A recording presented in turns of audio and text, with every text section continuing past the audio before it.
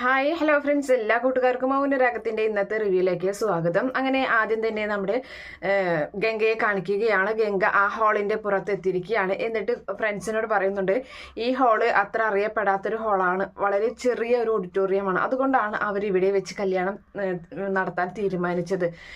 അപ്പൊ അവര് ചോദിക്കുന്നുണ്ട്, ആ അച്ഛൻ മരിച്ചവൻ തന്നെയാണോ കല്യാണം കഴിക്കാൻ പോകുന്നത്? അതറിയില്ല, എന്തായാലും ആവാനാണ് സാധ്യത. നമ്മുടെയൊക്കെ കണ്ണ് കെട്ടിയിട്ട് അവനങ്ങനെ അവളുടെ കഴുത്തിൽ താലി കെട്ടാന്ന് വിചാരിച്ചിട്ടുണ്ടെങ്കിൽ നടക്കില്ല എന്നൊക്കെ പറയുന്നുണ്ട്. അങ്ങനെ ഗംഗ പറയാണ്, തോക്കെടുത്ത് കാണിച്ചിട്ട് പറയുന്നുണ്ട്, ഈ തോക്കില് 5 ഉണ്ടകളുണ്ട്. കല്യാണപ്പെണ്ണിനെയും ചെക്കനെയും മാത്രമല്ല, കിരണിനെ കല്യാണിയൊക്കെ തീർക്കണം എന്ന് പറയാണ്. നിങ്ങൾ എന്തായാലും ഹാളിലേക്ക് വരണ്ട, ഓഡിറ്റോറിയത്തിലേക്ക് വരണ്ട, ആംബുലൻസിൽ ഇരുന്നാൽ മതി. ഞാൻ എൻ്റെ കാര്യം കഴിച്ചിട്ട് ഞാൻ വേഗം വരാം, അപ്പോൾ നമുക്ക് പോകാം. അഥവാ ഇനിയിപ്പോൾ ഞാൻ പോയിട്ട് വന്നില്ല എന്നുണ്ടെങ്കിൽ നിങ്ങൾ കരുതിക്കൊള്ളണം, എന്നെ അവർ തീർത്തു എന്ന്, ഞാൻ പിന്നെ ജീവിച്ചിരിപ്പില്ല എന്ന് മനസ്സിലാക്കിക്കൊള്ളണം. അപ്പം നിങ്ങൾ വേഗം രക്ഷപ്പെട്ടോളണം എന്നൊക്കെ ഇങ്ങനെ പറഞ്ഞു കൊടുത്തിട്ട് നമ്മുടെ ഗംഗയാണെങ്കിൽ അവരെ അവിടെ നിന്നും പറഞ്ഞയച്ച് ഹാളിൻ്റെ അകത്തേക്ക് കയറുകയാണ്. അതേ സമയത്താണെങ്കിൽ കിരണൊക്കെ ഇങ്ങനെ ടെൻഷൻ അടിച്ചിട്ട് മുകളിൽ അങ്ങനെ നോക്കി നിൽക്കുകയാണ്. അങ്ങനെ ആ സമയത്ത് അവിടേക്ക് ദാസ് വരുന്നുണ്ട് കിരണിൻ്റെ അരികിലേക്ക്. അപ്പോൾ പറയാണ്, അതായത് ആ സെക്യൂരിറ്റി വരികയാണ്. അപ്പോൾ പറയുന്നുണ്ട്, കിരൺ സാർ ഇവിടെ തന്നെ നിൽക്കുകയാണോ? എല്ലാവരോടും അന്വേഷിക്കുന്നുണ്ട്, പെൺകുട്ടിയുടെ അച്ഛൻ അന്വേഷിച്ചു എന്ന് പറയുകയാണ്. അപ്പോൾ ഞാൻ എന്തായാലും വന്നോളാം, നിങ്ങൾ നടന്നോ, ഞാനിവിടെ ആരൊക്കെ വരുന്നുണ്ടെന്ന് നോക്കുകയാണ് എന്ന് പറയുന്നുണ്ട്. അങ്ങനെ അയാൾ അവിടെ നിന്നും പറഞ്ഞേക്കാണ്. അതിനുശേഷം രതീഷും അതുപോലെ തന്നെ നമ്മുടെ വേലുവൊക്കെ ഇങ്ങനെ നോക്കി നിൽക്കുകയാണ്. അപ്പോൾ അവിടേക്ക് 2 പേര് തോളിൽ തോർത്തൊക്കെ ഇങ്ങനെ ഇട്ടിട്ട് ഇങ്ങനെ വരികയാണ്. അവിടെ നിന്ന് എന്ന് അവർ പറഞ്ഞിട്ട് അവർ അവിടെ പിടിച്ചു നിർത്തുകയാണ്. നിങ്ങൾ ആരാന്ന് ചോദിക്കുന്നുണ്ട്. ഞങ്ങൾ പാചകക്കാരാണ്. അപ്പോൾ രതീഷ് പറയുന്നുണ്ട്. അപ്പോൾ വേലു പറയണം, ആ ശരിയാണ്, നമ്മൾ ഇന്നലെ അവരെ കണ്ടതല്ലേ, അവരെ ഞാൻ കണ്ടായിരുന്നു എന്നിങ്ങനെ പറയുന്നുണ്ട്.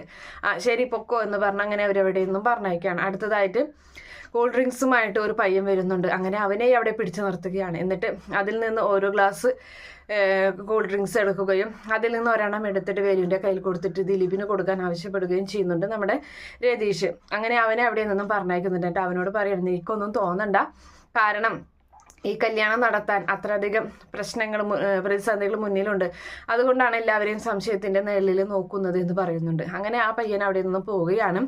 അതേസമയത്ത് നമ്മുടെ ദിലീപൊക്കെ അങ്ങനെ ഇരിക്കുകയാണ് നല്ല സന്തോഷത്തോടു കൂടി തന്നെ. അപ്പോൾ കാർത്തികയെ ഒരുക്കുകയാണ്. കല്യാണി വീണ്ടും ഒന്ന് ടച്ചൊക്കെ ചെയ്തിങ്ങനെ മിനുക്കി എടുക്കുന്നുണ്ട്. അപ്പോൾ മതി എന്നൊക്കെ ഇങ്ങനെ കാർത്തിക പറയുകയാണ്. അപ്പോൾ അവിടേക്ക് അമ്മൂമ്മ വരികയാണ്. അപ്പോൾ അമ്മൂമ്മ പറയുന്നുണ്ട്, ഞാനേ ദിലീപ് മോൻ്റെ അമ്മയുമായിട്ട് സംസാരിക്കായിരുന്നു. ദിലീപ് മോൻ്റെ അമ്മയ്ക്ക് ഈ കല്യാണം നടത്തണമെന്ന് തന്നെയാണ്. ഇനിയിപ്പോൾ എന്തായാലും ആ അച്ഛൻ മരിച്ചതിന് ശേഷം അമ്മയ്ക്ക് നല്ല ധൈര്യം കിട്ടിയിട്ടുണ്ടെന്ന് പറയുമ്പോൾ കാർത്തിക പറയാണ്, അത് ശരിയാണ്, ഒരുത്തനിങ്ങനെ കൊല്ലാൻ നടന്ന് എല്ലാവർക്കും ധൈര്യം കൊടുത്തിട്ടാണ് അവൻ അങ്ങനെ നടക്കുന്നത് എന്നൊക്കെ ഇങ്ങനെ പറയുന്നുണ്ട്. ഇനി എന്തായാലും ഈ കല്യാണത്തിൽ നിന്ന് പിന്മാറാനൊന്നും പറ്റില്ല, അതെന്തായാലും കല്യാണം നടക്കുമോളെ എന്നൊക്കെ ഇങ്ങനെ പറഞ്ഞ് അങ്ങനെ അമ്മൂമ്മ നിൽക്കുകയാണ്. അപ്പോൾ അങ്ങനെ ആ സമയത്ത് നമ്മുടെ അമ്മൂമ്മ അവളെങ്ങനെ നോക്കിയിട്ടും സുന്ദരി ആയിട്ടുണ്ട് എന്നൊക്കെ പറയാണ്. അപ്പം അമ്മലും അവിടെ നിൽക്കുന്നുണ്ട്. അമ്മലുവിനെ നോക്കിയിട്ട് പറയാണ്, അല്ല അടുത്ത കല്യാണ പെണ്ണല്ലേ ഇത്, ഈ കല്യാണ ചെറുക്കൻ അവിടെ ഇരിക്കുന്നുണ്ട്, അവനങ്ങനെ പാഞ്ഞു നടക്കുകയാണ്. എന്തായാലും ഈ ഒരു പന്തലിൽ വെച്ചിട്ട് 2 കല്യാണം കൂടി ഒന്നിച്ച് നടത്തായിരുന്നു എന്നിങ്ങനെ അമ്മൂമ്മ പറയുമ്പോൾ, അതൊക്കെ നമുക്ക് നടത്താം അമ്മൂമ്മ എന്നിങ്ങനെ കല്യാണി പറയുകയാണ്. ഇപ്പോഴല്ല എന്നിങ്ങനെ പറയുന്നുണ്ട്. അങ്ങനെ അതിനുശേഷമാണെങ്കിൽ അവരങ്ങനെ സംസാരിച്ച് അങ്ങനെ നിൽക്കുകയാണ്. അപ്പോൾ കിരണിനെ അവിടെ മുകളിൽ ഇങ്ങനെ തിരഞ്ഞ് അങ്ങനെ അന്വേഷിച്ച് കാര്യങ്ങളൊക്കെ നോക്കി ഇങ്ങനെ നടത്തുന്നുണ്ട്. അപ്പോഴേക്കും ഈ മേളങ്ങളും, അതായത് ആ കല്യാണത്തിന് വേണ്ട എല്ലാ കൊട്ടും കുരവിയും അങ്ങനെയൊക്കെ തുടങ്ങിയിട്ടുണ്ട്. അപ്പോൾ അവിടേക്ക് ദിലീപിൻ്റെ അമ്മ ദിലീപിനെയും കൊണ്ട് അവിടേക്ക് കൈപിടിച്ച് വരികയാണ്. എന്നിട്ട് വന്നിട്ട് ഒന്ന് എല്ലാവരെയും വന്ദിച്ചതിന് ശേഷം അവിടെ ഇരിക്കാൻ പറയുന്നുണ്ട്. അങ്ങനെ അവർ ദിലീപ് അവൻ അവിടെ ഇരിക്കുകയാണ്. അപ്പോൾ പ്രകാശന് അനുഗ്രഹമൊക്കെ വാങ്ങിക്കുന്നുണ്ട് നമ്മുടെ ദിലീപ്. അങ്ങനെ അതിന് ശേഷമാണെങ്കിൽ പ്രകാശൻ നേരെ ഇവരുടെ അരികിലേക്ക് വരികയാണ്, കാർത്തികയുടെയൊക്കെ. അപ്പോൾ കാർത്തികയുടെ അരികിലേക്ക് വന്നിട്ട്, അല്ല ഇനി എന്താ നോക്കി നിൽക്കണ, താമസമായില്ലേ, 10:30 എന്തായാലും എന്നിങ്ങനെ പറയുന്നുണ്ട്.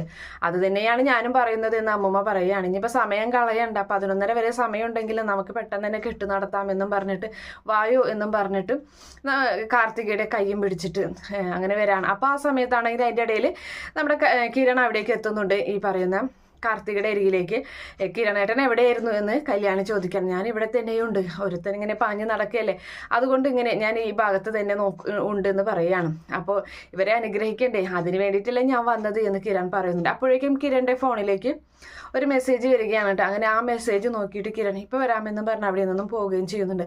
അങ്ങനെ ഒരു വോയിസ് മെസ്സേജാണ്. അപ്പോൾ അതിൽ പറഞ്ഞിട്ടുള്ളത്, സാറേ അവൻ അകത്ത് കൂടിയിട്ടുണ്ട്, ശ്രദ്ധിക്കണം എന്നാണ് ആ ഒരു മെസ്സേജിലുള്ളത്. അങ്ങനെ ആ മെസ്സേജ് കാണുന്ന കിരൺ ആകെ വെപ്രാളാവാണ്. പെട്ടെന്ന് തന്നെ നമ്മുടെ രതീഷിനോട് കിരണിൻ്റെ അരികിലേക്ക് വരാൻ പറയുകയും ചെയ്യുന്നുണ്ട്. അങ്ങനെ രതീഷിനോട് കാര്യം പറയുകയാണ്. ഫോണിൽ ഇങ്ങനെ ഒരു മെസ്സേജ് വന്നിട്ടുള്ള കാര്യം 4 പാടും ശ്രദ്ധിക്കണം എന്നൊക്കെ രതീഷിനെ പറഞ്ഞു കൊടുക്കുകയാണ്. അപ്പോൾ രതീഷ് ശരി സാറേ എന്നൊക്കെ പറഞ്ഞ് അങ്ങനെ നിൽക്കുന്നുണ്ട്. അങ്ങനെ ആ സമയത്താണെങ്കിലും നമ്മുടെ ഇവൻ ഗംഗയാണെങ്കിൽ ഒരു വിധത്തിൽ അകത്ത് കയറുകയാണ് ഓഡിറ്റോറിയത്തിൻ്റെ. എന്നിട്ട് അകത്ത് കയറിയതിന് ശേഷം നേരെ ബാത്റൂമിലേക്ക് അകത്ത് കയറിയിട്ട് ബാത്റൂമിൽ കുറച്ചു നേരം അങ്ങനെ ഇരിക്കുകയാണ്. അപ്പോൾ ഇവരൊക്കെ എല്ലായിടത്തും ഇങ്ങനെ അന്വേഷിക്കുന്നുണ്ട്. പാചകപ്പുരയിലായാലും അതുപോലെ തന്നെ ഊണ് കഴിക്കുന്ന സ്ഥലത്തും ഒക്കെ ഇങ്ങനെ അന്വേഷിച്ച് ഇങ്ങനെ നടക്കുകയാണ്. ആരെങ്കിലും പരിചയമില്ലാത്തവർ വല്ലവരും ഉണ്ടോ എന്നൊക്കെ ഇങ്ങനെ നോക്കി നടക്കുന്നുണ്ട്. അതിൻ്റെ ഇടയിലാണ് നമ്മുടെ ഇവൻ വരുന്നത്, പ്രകാശൻ ഈ കാർത്തികയുടെ അരികിലേക്ക് വരുന്നത്. വായു എന്നും പറഞ്ഞ് കൈയും പിടിച്ച് മകളെ ഓഡിറ്റോറിയത്തിലേക്ക്, അതായത് മണ്ഡപത്തിലേക്ക് കൊണ്ടുപോവുകയാണ്. അങ്ങനെ മണ്ഡപത്തിലേക്ക് കൊണ്ടുവന്നതിന് ശേഷം എല്ലാവരെയും ഒന്ന് നമസ്കരിച്ചിട്ട് അവളവിടെ അങ്ങനെ ഇരിക്കുകയാണ്. അങ്ങനെ ആ പൂജാരി പറയുന്നുണ്ട്, എല്ലാവരോടും ഒന്നും കൂടി ഒന്ന് നന്നായി എഴുന്നേറ്റ് നിന്ന് ഒന്ന് പ്രാർത്ഥിച്ചോളൂ എന്ന് പറയുകയാണ്. അങ്ങനെ അവർ 2 പേര് എഴുന്നേറ്റ് നിന്ന് പ്രാർത്ഥിക്കുകയാണ്. അതിനുശേഷം വീണ്ടും അവിടെ ഇരിക്കുന്നുണ്ട്. അപ്പോൾ ഇനി കിരണേട്ടൻ എന്ത് ചെയ്യുന്നിങ്ങനെ കല്യാണി ആ സമയത്ത് ചോദിക്കുകയാണ്. അപ്പോൾ നമ്മുടെ ഇവളാണെങ്കിൽ കാദംബരി ആണെങ്കിൽ ഞാൻ ഒന്ന് പോയി രതീഷനോട് ചോദിച്ചിട്ട് വരാമെന്നും പറഞ്ഞ് അവിടെ നിന്നും പോവുകയാണ്. അങ്ങനെ രതീഷിനോട് ചോദിക്കുന്നുണ്ട്, കിരൺ സാർ എന്ത് അവിടെ മുഹൂർത്തമായി എന്ന് പറയുന്നുണ്ട്. അപ്പം ഞാൻ നോക്കിയിട്ട് വരാമെന്നും പറഞ്ഞ് അവിടെ നിന്നും രതീഷ് പോവുകയാണ്. കാദംബരി തിരികെ വരുന്നുണ്ട്. കല്യാണി ചോദിക്കുകയാണ്, എന്തേ കിരണേട്ടനെ കണ്ടില്ല എന്ന് ചോദിക്കുമ്പോൾ രതീഷനോട് ഞാൻ പറഞ്ഞിട്ടുണ്ട് എന്ന് പറയുകയാണ്. ഞാൻ ഇപ്പോൾ വരാമെന്നും പറഞ്ഞിട്ട് കല്യാണി അവിടെ നിന്നും പോവുകയാണ്. അങ്ങനെ കല്യാണിയും ചുറ്റിലും ഇങ്ങനെ കിരണ് നോക്കുകയാണ്. അപ്പോൾ കല്യാണി ഇങ്ങനെ കല്യാണിയുടെ പുറകിലായി തന്നെ ഗംഗ വന്ന് പെടുകയാണ്. ഗംഗയാണെങ്കിൽ അവളെ കാണുമ്പോൾ ഒളിച്ചു നിൽക്കുന്നുണ്ട്. അങ്ങനെ ഗംഗയുടെ കയ്യിൽ തോക്കൊക്കെ ഉണ്ട്. അങ്ങനെ അവളെ ഒളിച്ചു നിന്നിട്ട് കല്യാണി കാണുന്നില്ല നമ്മുടെ ഗംഗയെ. അങ്ങനെ കല്യാണി കിരൺ നോക്കിയിട്ട് കാണാണ്ടാവുമ്പോൾ ഇങ്ങോട്ട് വരികയാണ്. അപ്പോൾ അമ്മൂമ്മയും അതുപോലെ പ്രകാശനൊക്കെ പറയുന്നുണ്ട്, ഇനിയിപ്പോൾ സമയം കളയണ്ട, ആരൊക്കെ വന്നാലും വന്നില്ലേലും മുഹൂർത്ത സമയത്ത് കെട്ട് നടക്കട്ടെ, ഇനിയിപ്പോൾ ആരും നോക്കണ്ട എന്ന് പറയുകയാണ്. അപ്പോൾ തന്നെ ദിലീപിൻ്റെ അമ്മ ആ താലി എടുത്ത് ദിലീപിൻ്റെ കയ്യിൽ അങ്ങ് കൊടുക്കുകയാണ്.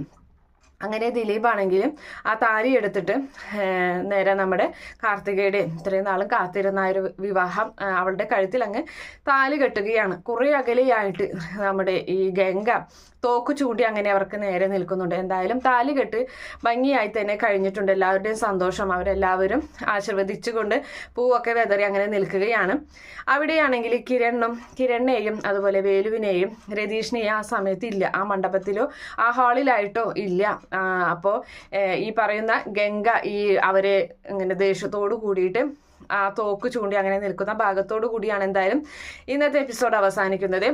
നാളെയാണ് ആ തോക്ക് തട്ടിത്തെറിപ്പിക്കുന്നതും അവനെ വാ പൊത്തിയിട്ട് ആരും അറിയാതെ അവനെ കൊന്നു തള്ളുന്നതും ഒക്കെ നാളെയാണ് കാണിക്കാൻ പോകുന്നത്. എന്തായാലും കാത്തിരുന്ന് കാണാം. ഈ റിവ്യൂ ഇഷ്ടപ്പെടുകയാണെങ്കിൽ ഈ ചാനൽ ഒന്ന് സബ്സ്ക്രൈബ് ചെയ്ത് സപ്പോർട്ട് ചെയ്യുക. Okay friends, bye, thank U.